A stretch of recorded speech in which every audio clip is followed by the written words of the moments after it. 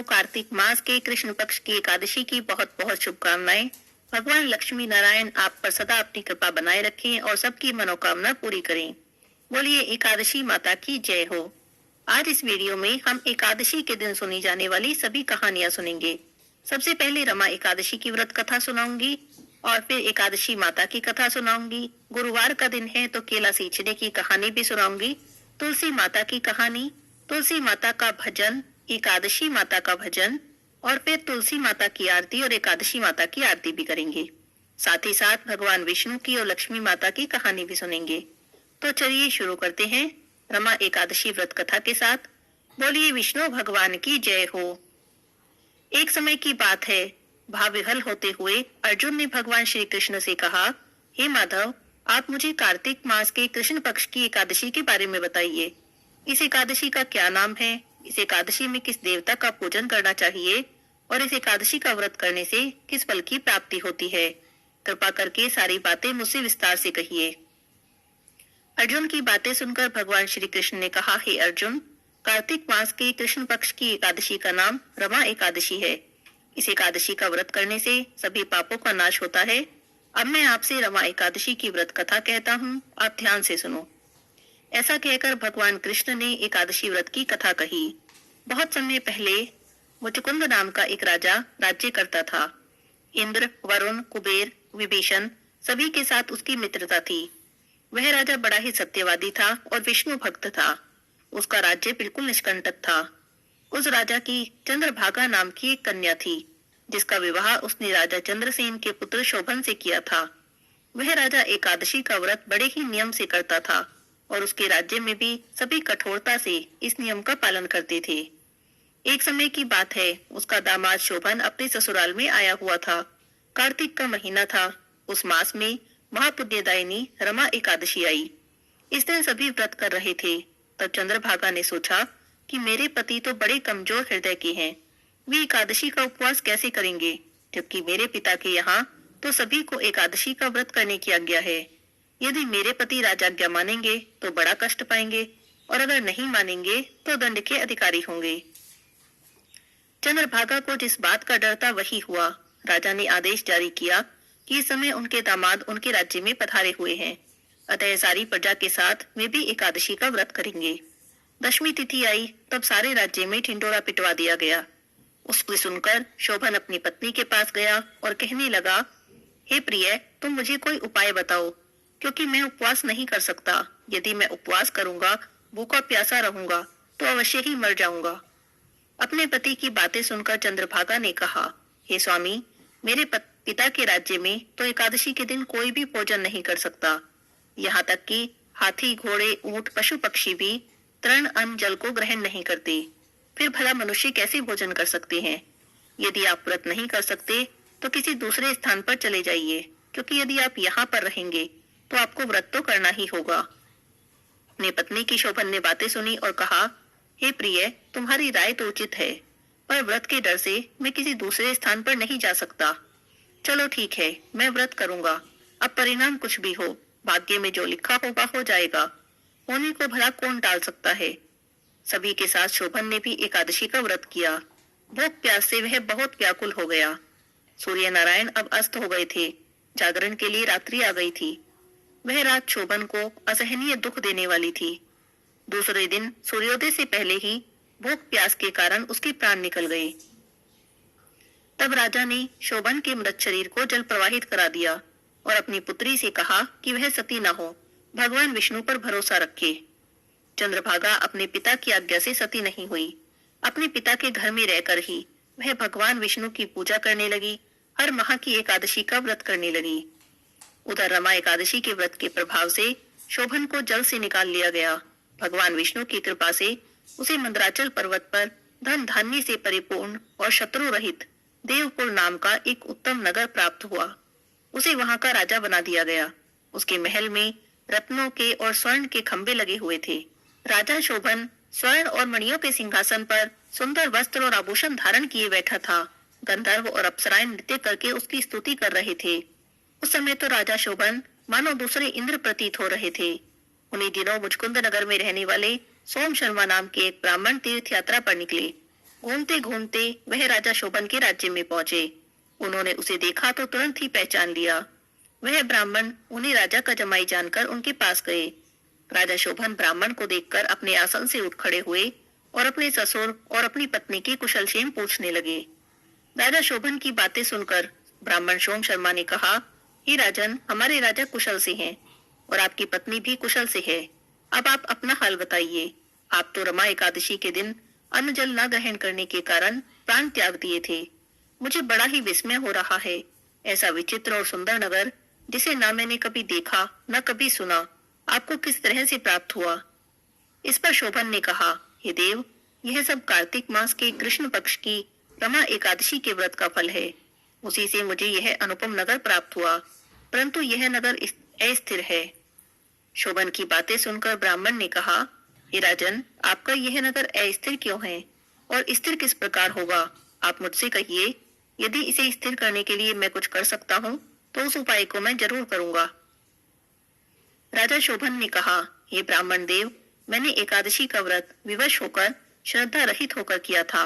उसी के प्रभाव से मुझे नगर तो प्राप्त हुआ, पर यह अस्थिर है। यदि तुम इस वृतांत को राजा मुचकुंद की पुत्री चंद्रभागा से कहोगे, तब वह ही इसे स्थिर कर सकती है। राजा शोभन की बातें सुनकर ब्राह्मण अपने नगर में लौट आए और उन्होंने चंद्रभागा से सभी बातें कह सुनाई।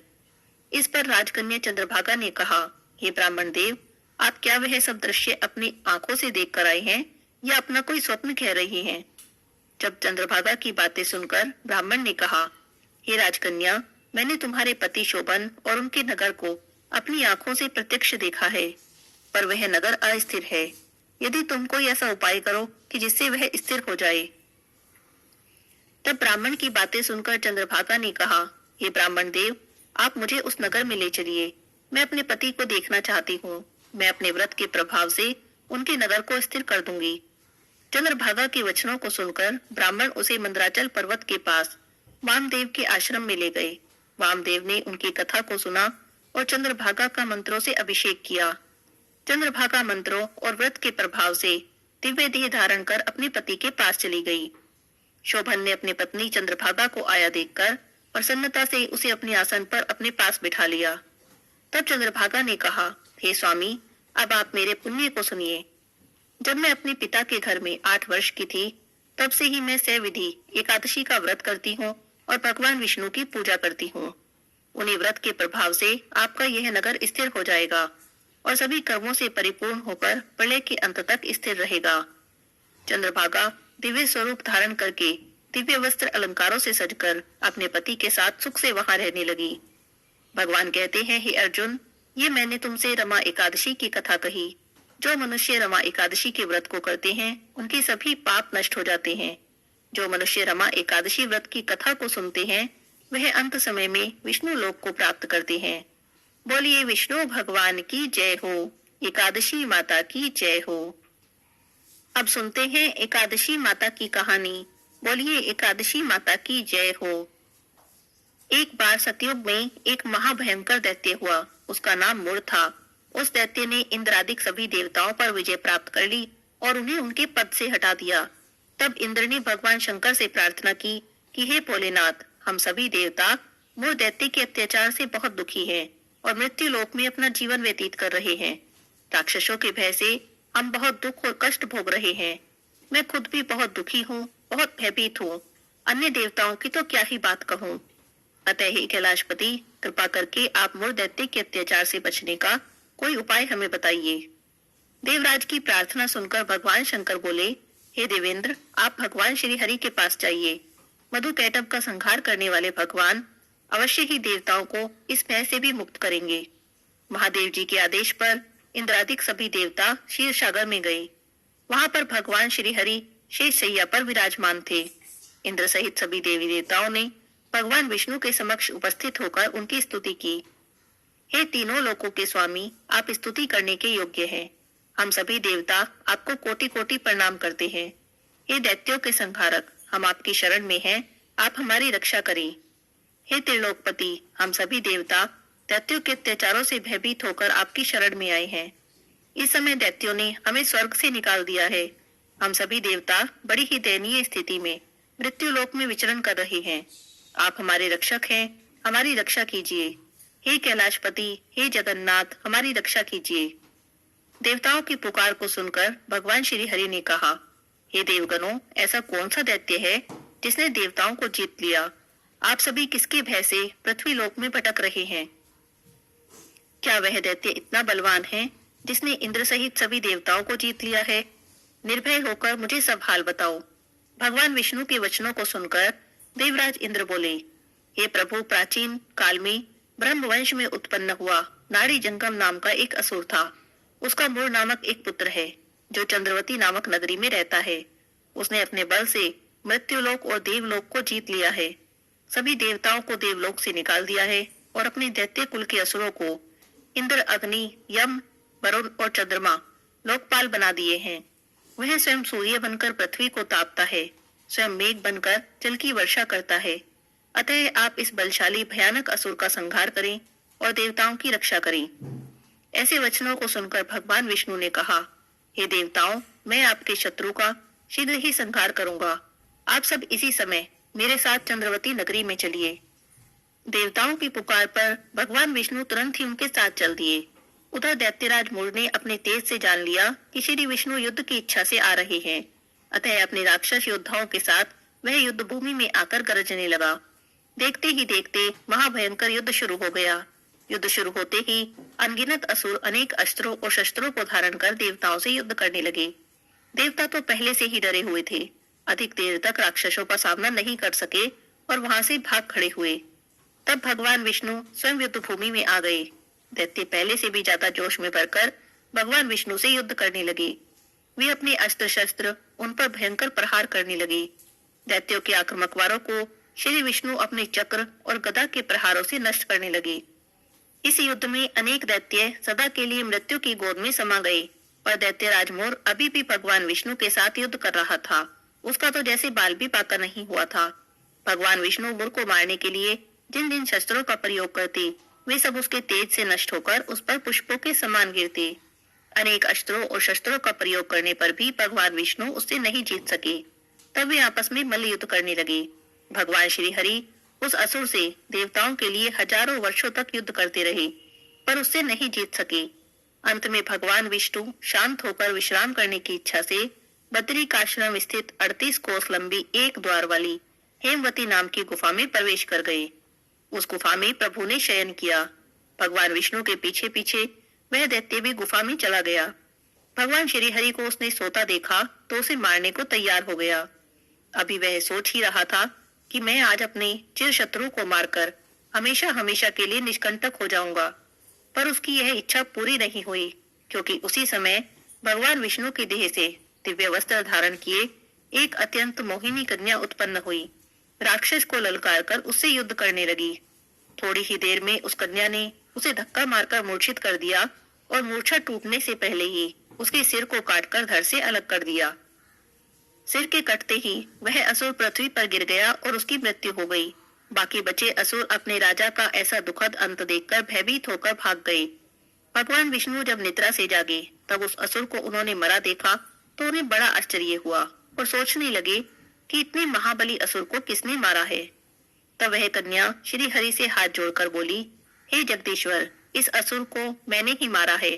यह असुर आपको मारने को उद्यत था, तब आपके शरीर से उत्पन्न होकर मैंने ही इस असुर का वध किया है। कन्या की बातें सुनकर भगवान बोले, हे देवी, तुमने इस असुर को मारा है, अतः मैं तुमसे बहुत प्रसन्न हूँ। इसे मारकर तुमने तीनों लोगों के कष्टों को हर लिया, अतः तुम अपनी इच्छा के अनुसार मुझसे वरदान मांग लो। मैं तुम्हारी प्रत्येक इच्छा को पूरी करूंगा। भगवान की बातें सुनकर वह कन्या बोली, हे प्रभु, यदि आप मुझ पर प्रसन्न हैं तो मुझे वरदान दें कि जो भी मनुष्य या देवता मेरा व्रत करे उसके सभी पाप नष्ट हो जाएं और उसे अंत में स्वर्गलोक की प्राप्ति हो। मेरे व्रत का आधा फल रात्रि को मिले और उसका आधा फल एक समय भोजन करने वाले को मिले। जो भी भक्ति से मेरे व्रत को करें वे वैकुंठ को प्राप्त करें। जो मनुष्य मेरे व्रत में दिन या रात में एक बार भोजन करें वह धन धान्य से भरपूर रहें। अगर आप प्रसन्न हैं तो मुझे ऐसा ही वरदान दीजिए। भगवान श्री हरि कहते हैं, हे देवी, ऐसा ही होगा। मेरे और तुम्हारे भक्त एक ही होंगे। संसार में सारे सुखों को प्राप्त कर अंत समय में मेरे लोक को प्राप्त करेंगे। हे कल्याणी, तुम एकादशी को पैदा हुई हो, इसीलिए एकादशी के नाम से जानी जाओगी। जो भी मनुष्य आपका व्रत करेंगे, उनके सभी पाप नष्ट हो जाएंगे। तुम मेरे लिए किसी भी तीज त्योहार, अष्टमी, नवमी, चौदस से भी अधिक प्रिय रहोगी। तुम्हारे व्रत का फल सब तीर्थों के फल से महान होगा। यह मेरा आपको वरदान है। इतना कहकर भगवान श्री हरि वहीं पर अंतर्ध्यान हो गए। एकादशी व्रत में एकादशी माता की इस कथा को जो कोई भी सुनता है, उसे एकादशी व्रत का पूरा फल प्राप्त होता है। बोलिए एकादशी माता की जय हो। अब आपको सुनाती हूँ केला सींचने की कहानी। बहुत समय पहले की बात है। किसी गांव में एक साहूकार साहूकारनी रहते थे। साहूकार का एक बेटा था, एक बेटी थी। बेटे की शादी हो गई थी और घर में बहू आ गई थी। साहूकार के बेटे की बहू बहुत ही धार्मिक प्रवृत्ति की थी। रोज पूजा पाठ करती थी। भगवान विष्णु में तो उसकी गहरी आस्था थी। वह हर रोज केले के पेड़ का पूजा करती, सिंचन करती और उसी के नीचे बैठकर भगवान विष्णु की पूजा करती। जब वह केले के पेड़ को सींचने जाती, पूजा करने जाती, तब अपनी ननंद को भी अपने साथ ले जाती। बहू केले के पेड़ को सींचती, पूजा करती, परिक्रमा करती और साथ ही साथ भगवान से प्रार्थना करती, हे भगवान, मुझे एक बेटा दे दो। बहुत दिनों तक प्रार्थना करती रही। फिर कहने लगी, भगवान, आप मेरी मनोकामना पूरी कर दो। आप मेरी मनोकामना पूरी करोगे तो मैं अपनी ननंद का विवाह आपके साथ करा दूंगी। अब बहू रोज केला सींचने जाती और ऐसी ही प्रार्थना करती। एक दिन भगवान सोचने लगे कि रोज कहती है कि अगर इसे बेटा दे दूं तो अपनी ननंद का विवाह मेरे से करा देगी। चलो इसकी मनोकामना पूरी करके देखता हूँ। फिर देखता हूँ अपनी ननंद का विवाह मेरे साथ कैसे कराएगी। अब भगवान उसकी प्रार्थना सुन लेते हैं। बहू गर्भवती हो जाती है। उसे एक सुंदर पुत्र की प्राप्ति भी होती है। लेकिन मनुष्य का स्वभाव ही होता है मनोकामना पूरी होने के बाद अपना वचन भूल जाना। बहू भी भूल गई, लेकिन भगवान तो भगवान है, वह नहीं भूले। जब उसका बेटा 1.25 महीने का हो गया तब वह मायके जाने लगी। अब पहले के जमाने में आज की तरह गाड़ियां तो नहीं होती थी। पैदल जाते थे या बैलगाड़ी से जाते थे। बहू मायके जा रही थी तो रास्ते में वही केले का पेड़ मिला जिससे नीचे बैठकर वह पूजा करती थी, जिसका सिंचन करती थी। उसके पास से निकली तो उसे एक आवाज सुनाई दी, अरे तुम तो कहती थी तुम्हें पुत्र हो जाएगा तो अपनी ननंद का विवाह मुझसे करा दोगी। अब तुम अपना वचन पूरा क्यों नहीं करी? तो बहू ने सुना, आसपास देखने लगी, लेकिन उसे तो आसपास कोई भी दिखाई नहीं दिया। बहू का पति भी उसके साथ ही जा रहा था, लेकिन उसने देखा कि वह तो कुछ भी नहीं सुन रहा। वह तो पहले की तरह चल रहा है, इसी तरह चल रहा है, आवाज सुनकर चौंका ही नहीं। फिर दोबारा से आवाज आई तो बहू ने दोबारा सुना तो आसपास देखने लगी, लेकिन उसे फिर भी कुछ नहीं दिखाई दिया। तभी उसकी नजर उस केले के पेड़ पर पड़ी। उसने देखा कि केले का पेड़ जोर जोर से हिल रहा है और ऐसा लग रहा है कि आवाज उसी के अंदर से आ रही है। केले के पेड़ को हिलते देखा तो बहू बहुत डर गई। तभी उसे अपनी कही बात भी याद आ गई। उसने कहा था मुझे बेटा हो जाएगा तो मैं अपनी ननंद का ब्याह करा दूंगी। अब तो वो बहुत डर गई। बच्चे को लेकर जल्दी जल्दी वहां से चली गई। बहू मायके में जितने भी दिन रही, मन घबराया रहा। उसके माता पिता, भाई बहन सब उससे पूछते रहे कि तुम परेशान क्यों हो, क्या तुम्हें ससुराल में कोई परेशानी है? लेकिन उसने किसी को भी कुछ नहीं बताया। अब बताती भी तो क्या। कुछ दिन मायके में रहने के बाद ससुराल वापस आ गई। वापस आ रही थी तो उस रास्ते से नहीं आई जिस पर केले का पेड़ था। रास्ता बदल कर आई। ससुराल में आकर भी बड़ी परेशान रहती। उसके सास ससुर और पति ने पूछा क्या बात है, यहाँ से गई थी तो बड़ी खुश थी, आई हो तो उदास रहती हो, इतने दुखी क्यों हो? क्या मायके में किसी ने कुछ कह दिया?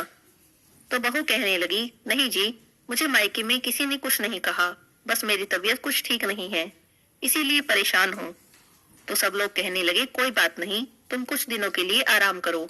वह आराम करने लगी, लेकिन आराम करते करते भी बहुत कमजोर हुई जा रही थी। खाना पीना खाती नहीं थी। सब लोग बहुत पूछते, लेकिन वह किसी को कुछ भी नहीं बताती। डॉक्टरों को दिखाया, लेकिन सभी ने कहा कि बहू को कोई बीमारी नहीं है, ये तो बिल्कुल ठीक है। धीरे धीरे समय के साथ कमजोरी आ गई होगी, भर जाएगी। एक दिन उनके दरवाजे पर एक बहुत सुंदर युवक आया। अंदर आया तो साहूकार साहूकारनी पूछने लगे, भाई तुम कौन हो? वह कहने लगा कि मैं आपकी बहू का मुंह बोला भाई हूँ। साहूकार ने बहू बुलवाई। कहने लगा, बहू तुम्हारा मुंह बोला भाई आया है। वो उस लड़के के पास गई और बोली, तुम कौन हो? मेरा तो कोई मुंह बोला भाई नहीं है। तब वह लड़का धीरे से कहने लगा, मैं वही केले का पेड़ हूँ। आपको याद दिलाने आया हूँ कि आपको अपनी ननद की शादी मुझसे करानी है। यह सुनकर तो वह बहू बहुत डर गई। लड़का अंदर आकर बैठ गया और बोला कि मैं बाहर कमाने गया था, विदेश में रहता हूँ, इसीलिए मुझे नहीं पहचानती है। जब यहाँ से गया था तब बहुत छोटी थी, अभी अभी गांव में लौटा तो बहन से मिलने आ गया। साहूकार साहूकारनी बोले, कोई बात नहीं, तुम हमारे यहाँ कुछ दिनों के लिए रुक जाओ। लड़का उन्हीं के घर में रुक गया। उसका व्यवहार बहुत अच्छा था। कुछ ही दिनों में उसने सबका मन जीत लिया। साहूकार साहूकारनी सोचने लगे, लड़का इतना अच्छा है, क्यों ना अपनी बेटी का ब्याह इसके साथ कर दें। बहू को पता चला तो बहुत खुश हुई। मन में सोचने लगी कि मेरी परेशानी तो अब खत्म हो जाएगी। मेरी ननद का ब्याह केले के पेड़ से करना था, वो हो रहा है। धूमधाम से साहूकार ने अपनी बेटी का ब्याह उस लड़के के साथ कर दिया। अपनी पत्नी को लेकर चला गया। खुशी खुशी कुछ समय बीत गया। एक दिन साहूकार साहूकारनी अपने बेटे से बोले कि बेटा, अपनी बहन के यहाँ हो आओ। बहू का पति बोला कि हम लोग मेरी बहन के यहाँ जाएंगे, तुम भी तैयार हो जाओ। यह बात सुनकर तो बहू बहुत परेशान हो गई। सोचने लगी कि ननद का विवाह तो केले के पेड़ से हुआ है, अब हम जाएंगे तो कहाँ जाएंगे। भागी भागी केले के पेड़ के पास गई। वहां जाकर प्रार्थना करने लगी, हे भगवान, आपने मेरी ननद से ब्याह किया है। सास ससुर कहते हैं कि अपनी ननद के यहाँ हो आओ, अब बताओ हम कहाँ जाएं। तो केले के पेड़ में से आवाज आई, तुम चिंता मत करो, अपने पति को साथ लेकर आ जाना, बाकी सब मैं देख लूंगा। इस बात को सुनकर बहू बहुत खुश हुई, अपने घर आ गई। अगले दिन जब उसके पति ने कहा कि चलो मेरी बहन के यहाँ चलते हैं, तब वह साथ साथ चल दी। चलते चलते उसी पेड़ के जगह पर पहुंची जहाँ पेड़ लगा हुआ था। वहां देखा तो पेड़ नहीं था, कोई जंगल नहीं था, बल्कि एक आलीशान कोठी थी, बिल्कुल महल के जैसी। खूब ठाट बाट हो रहा था, नौकर चाकर घूम रहे थे। बहू तो ये सब देखकर आश्चर्यचकित रह गई। अपने भाई भाभी को देखकर बहन भी बहुत खुश हुई। अपने भाभी से कहा, भाभी, मुझे तो बड़ा ही अच्छा ससुराल मिला है। बहन अपने भाई से मिली, भाई अपनी बहन से मिल लिया, सब बातें कर ली। तो बहू अपने पति से कहने लगी कि अब हमें अपने घर चलना चाहिए, बहुत देर हो गई है। लेकिन उसका पति बोला, इतनी भी जल्दी क्या है, अभी तो आए हैं, थोड़ी देर और रुक जाते हैं। लेकिन बहू कहने लगी कि नहीं, मुझे मेरी तबीयत कुछ ठीक नहीं लग रही, हमें घर चलना चाहिए। दोनों चल दिए। थोड़ी दूर चले थे कि उसका पति बोला कि अरे, मैं तो अपनी छतरी भूल आया हूँ, वापस जाकर ले आता हूँ। तब बहू मना करने लगी कि नहीं, वापस मत जाओ। तब वह कहने लगा, क्यों ना जाऊं, मेरी छतरी रह गई है। बहू बोली, तुम्हारी बहन का ससुराल है, बार बार जाओगे तो लोग क्या कहेंगे। छतरी रह गई है, रह जाने दो, कोई बात नहीं, हम दूसरी ले लेंगे। लेकिन उसका पति नहीं माना। जब वापस वहां गया तब देखा कि वहां तो कोई महल नहीं है, कोई कोठी नहीं है। जहां पर आलीशान कोठी जैसा महल जैसा मकान था, अब वहां तो जंगल ही जंगल है। बस एक केले का पेड़ है, उस पर छतरी टंगी है। यह सब देखकर तो भाई बड़ा हैरान हुआ। अपनी पत्नी से कहने लगा कि तुम्हारे भाई का घर कहाँ गया, अभी तो यहीं पर था। सच बताओ, कौन है तुम्हारा भाई, तुमने मेरी बहन की शादी किससे करवा दी। तब बहू कहने लगी, घर चलो, सब सच बताती हूँ। घर आने पर बहू ने अपने सास ससुर को और पति को पूरी सच्चाई बता दी और कहने लगी कि मेरी ननद की शादी तो केले के पेड़ से हुई है, भगवान से हुई है। यह बात सुनकर तो सब बहुत खुश हो गए। कहने लगे, चलो, तुम्हारे पूजा पाठ के कारण हमारी बेटी का ब्याह भगवान के साथ हो गया। हे विष्णु भगवान, केले के पेड़ के सींचने का जैसा फल आपने बहू को दिया, जैसे उसकी मनोकामना पूरी की, वैसे ही सबकी करना। बोलिए विष्णु भगवान की जय हो। विष्णु भगवान की कहानी। एक सेठ सेठानी थे। सेठानी विष्णु भगवान की पूजा करती थी, लेकिन सेठ को ये सब पूजा पाठ अच्छा नहीं लगता था। एक दिन सेठ ने गुस्से में आकर सेठानी को घर से निकाल दिया। सेठानी चलते चलते जंगल में पहुंच गई। वहां 4 आदमी मिट्टी खोद रहे थे। सेठानी ने वहां जाकर कहा, भाई, मुझे नौकरी पर रख लो। तब उन्होंने उसे नौकरी पर रख लिया। मिट्टी खोदने से सेठानी के हाथों में छाले पड़ गए, उसके सिर के बाल उड़ गए। तब वे आदमी कहने लगे, बहन, तुम अच्छे घर की लगती हो, तुम हमारे घर का काम कर दिया करो। तब वे उसे अपने घर ले गए। रोजाना 4 मुट्ठी अनाज लाते और चारों बांट कर खाती। तब सेठानी कहने लगी कि कल से 8 मुट्ठी अनाज लाना। अगले दिन से वो 8 मुट्ठी अनाज लाने लगे। तो सेठानी पड़ोसन से आग मांग लाई और उसने भोजन बनाया, विष्णु भगवान को भोग लगाया और सबको भोजन परोसा। तब भाई बोले, बहन आज भोजन तो बहुत ही स्वादिष्ट लग रहा है। तब बहन कहने लगी कि भगवान का झूठा है, स्वादिष्ट तो होगा ही। उधर सेठ भूखा मरने लगा। सब कहने लगे कि सेठ तो सेठानी के भाग का खाता था। सेठ सेठानी को ढूंढने के लिए निकल पड़ा। ढूंढते ढूंढते उसी जंगल में आ गया। वहां आकर उसने उन्हीं 4 आदमियों को मिट्टी खोदते देखा। तब वह भी कहने लगा, भाई मुझे नौकरी पर रख लो। तब वे कहने लगे कि चल भाई तू भी मिट्टी खोद ले। वह मिट्टी खोदने लग गया। उसके भी हाथों में छाले पड़ गए और उसके सिर के बाल उड़ गए। तब वे आदमी कहने लगे, भाई तुम अच्छे घर के लगते हो, तुम हमारे घर चलो। वे उसे अपने घर ले आए। वहां जाकर सेठ ने सेठानी को पहचान लिया, लेकिन सेठानी ने नहीं पहचाना क्योंकि वह तो घूंघट में रहती थी। सेठानी ने भोजन बनाया, विष्णु भगवान को भोग लगाया और सबको भोजन परोसने लगी। जब सेठ की थाली परोसने लगी तो विष्णु भगवान ने हाथ पकड़ लिया। तो भाई बोले, बहन ये क्या कर रही हो?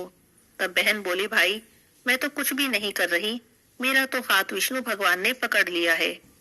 तब भाई बोले कि हमें भी अपने भगवान के दर्शन कराओ। तब सेठानी ने भगवान से प्रार्थना की तो विष्णु भगवान ने सबको दर्शन दे दिए। सेठ ने सेठानी से माफी मांगी और भाइयों ने बहन को बहुत सा धन देकर विदा कर दिया। सेठ सेठानी दोनों मिलकर विष्णु भगवान की पूजा करने लगे। उनके घर में अन्न धन के भंडारे लग गए। इस कहानी को नियम से सुनने से 1 साल तक कहानी कहकर विष्णु भगवान का पीला पीताम्बर, पाव भर चने, पाव भर गुड़ और 5.25 रुपए, लक्ष्मी जी के श्रृंगार का सामान और साड़ी, दक्षिणा सब मंदिर में देने से घर में अन्न धन के भंडारे भर जाते हैं। बोलिए विष्णु भगवान की जय हो। लक्ष्मी जी की कहानी। एक ब्राह्मण था, रोज पीपल में जल चढ़ाता था। पीपल में से लड़की कहती कि पिताजी मैं तेरे साथ चलूंगी। ये बात सुनकर ब्राह्मण सूखने लगा और उदास रहने लगा। तब ब्राह्मणी बोली कि क्यों उदास बैठे हो? तब ब्राह्मण बोला कि पीपल में से एक लड़की कहती है कि पिताजी मैं तेरे साथ चलूंगी। तब ब्राह्मणी कहने लगी कि कल उसे अपने साथ ले आना। जहाँ हमारे 6 लड़की हैं वहीं 7वीं भी सही। दूसरे दिन ब्राह्मण पीपल की पूजा करने गया तो फिर से लड़की की आवाज आई कि पिताजी मैं तेरे साथ चलूंगी। ब्राह्मण उसे घर ले आया। उस दिन आटा मांगने गया तो थैला भर भर के मिला। उसकी माँ आटा छानने लगी तो लड़की बोली कि लाओ माँ मैं आटा छान दूं। तब माँ बोली कि ना बेटी पावनी, बेटी धोली धोली हो जाएगी, मैं छान लूंगी। लेकिन वह नहीं मानी। बेटी ने आटा छाना तो परात पर गई। खाना बनाने लगी तब वह बोली कि माँ मैं खाना बना दूं। तब माँ बोली कि नहीं बेटी तुम्हारी उंगली जल जाएगी, मैं बना दूंगी। लेकिन वो नहीं मानी। उसने खाना बनाया और 36 प्रकार के भोजन बना आए। सबको पेट भर भर के खाना खिला दिया। और दिन तो भूखे सोते थे, उस दिन पेट भर भर के खाना खाया। थोड़ी देर में उसका मामा आ गया।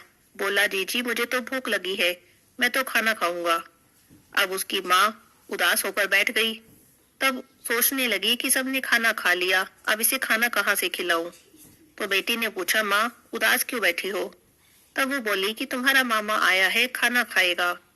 तब वो कहने लगी कि इसमें चिंता की क्या बात है, मैं अभी खाना बना देती हूँ। रसोई में गई और 36 प्रकार के भोजन बनाकर आ गई। लाकर मामा को जिमा दिया। मामा बोला कि ऐसा भोजन तो मैंने पहले कभी नहीं खाया जैसा आज खाया है। तब उसकी बहन कहने लगी कि तुम्हारी पावनी भांजी है, उसी ने बनाया है। मामा तो खाना खा के चला गया।